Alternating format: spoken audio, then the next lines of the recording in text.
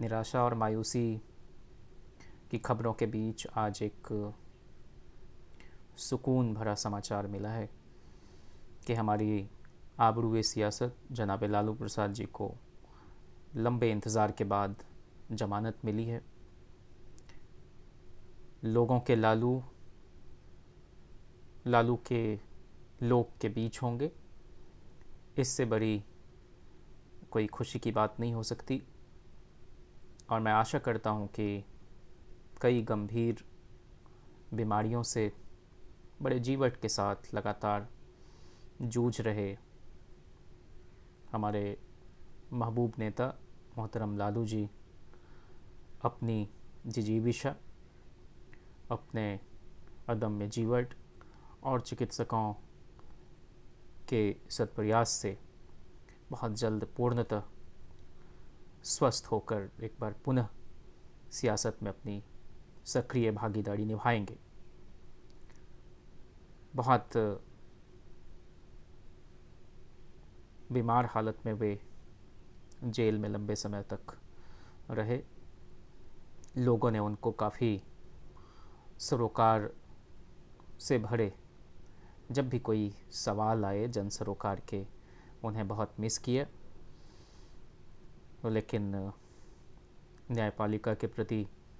मैं आभार प्रकट करना चाहता हूं कि तमाम पक्षों को देखने के बाद उसने ये मुनासिब समझा कि लालू जी को बेल दी जाए। और हमें पूरा भरोसा है राजद परिवार को, लालू जी के हमदर्द को, हम ख्याल को, उनकी विचारधारा को अपनाने वाले लोगों को, कि बाकी मामलों में भी पूर्ण न्याय होगा और उनके खिलाफ जितने भी आरोप हैं वो सब बेबुनियाद साबित होंगे।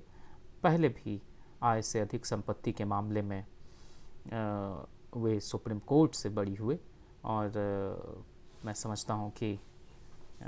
बाकी आरोपों में भी कोई बहुत दम नहीं है। साजिश के आरोप में, चारा घोटाले के मामले में उन्हें कई तरह की चीज़ों और कुछ पूर्वाग्रह के चलते भी फंसाया गया। खैर वो तो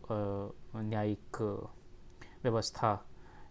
की अपनी प्रक्रिया है, उससे गुजरने के बाद हम पूरी तरह से आश्वस्त हैं कि लालू जी को न्याय मिलेगा। और संयोग से आज ही युवा तुर्क श्री चंद्रशेखर की जयंती है और क्या सुखद इसको इत्तफाक कहेंगे कि आज गरीबों के मसीहा लालू जी को जमानत मिली है। और कभी पूर्व प्रधानमंत्री श्री चंद्रशेखर ने व्यवस्थापिका को अंडर एस्टिमेट करने, सीबीआई द्वारा अपनी सीमा का अतिक्रमण करने, पुलिस द्वारा सेना बुलाने की जो बात चली थी, इन सब पर अपना हस्तक्षेप देश की सबसे बड़ी पंचायत में किया था। और उन्होंने कहा था कि आप लालू को जनता की नज़र से गिरा सकते हो, मुलायम सिंह को मिटा सकते हो, लेकिन हम में और आप में सामर्थ्य नहीं है कि कोई दूसरा लालू पैदा कर दें या दूसरा मुलायम बना दें। तो ये बहुत सच है कि लालू जी ने अपने तरीके से भारतीय राजनीति को पिछले 5 दशकों से बहुत दमदारी और बहुत मजबूती के साथ प्रभावित किया है। और अपने मुख्यमंत्री के कार्यकाल में साथ साथ यूनिवर्सिटी राबड़ी जी के साथ मिलकर खोलने का वाक़या हो, या अविभाजित बिहार में 17 नए ज़िले बनाने की बात हो, सबसे ज़्यादा प्राइमरी स्कूल, ब्लॉक और सब डिवीज़न बनाने की बात हो, पहली दफ़े रेलवे को लंबे समय से जो घाटे में चल रहा था उसको मुनाफे में लाने का श्रेय हो, लालू प्रसाद जी ने एक सशक्त राजनेता के रूप में भारतीय राजनीति के मानचित्र पर अपनी एक मजबूत उपस्थिति दर्ज कराई है। और जब जब इस देश में गरीबों के सवाल पर, किसानों के सवाल पर, जब जब मजलूमों के सवाल पर कोई चर्चा हुई है तो लालू प्रसाद जी ने उसमें हस्तक्षेप किया है। आज किसान जिस तरह से सड़क पर हैं और किसानों के पॉकेट में हाथ डालने की कोशिश पूंजीपति प्रेमी सरकार कर रही है, लालू प्रसाद जी अगर सदन में होते तो शायद कुछ दूसरा दृश्य होता। यह भी एक कहें कि बहुत बड़ी विडंबना ही कि जब जब कोई मास लीडर इस देश की राजनीति को अपने तरीके से संचालित करते हैं तो बहुत यथास्थितिवादी लोगों को यह बात नहीं पचती है। 1996 के लोकसभा चुनाव के ठीक पहले जब अखिल भारतीय दल जनता दल के वे राष्ट्रीय अध्यक्ष हुए तो उन्होंने जिस भगवती देवी को डॉक्टर लोहिया ने विधायक का चुनाव लड़वाया था उनको उन्होंने लोकसभा का टिकट दिया गया से और वहाँ से उनकी जीत भी सुनिश्चित कराई थी। अगर किसी ऐसे मार्जिनलाइज्ड सेक्शन के लीडर के पास टिकट बांटने का अधिकार इस लोकतंत्र में नहीं होता और बकौल लोहिया जब लोकतंत्र स्थापित होगा, जब वोट का शासन होगा तो छोट का राज होगा, तो ऐसे उपेक्षित उपहासित तबके के लोग सदन में नहीं पहुंच पाते। तो लालू प्रसाद जी के बारे में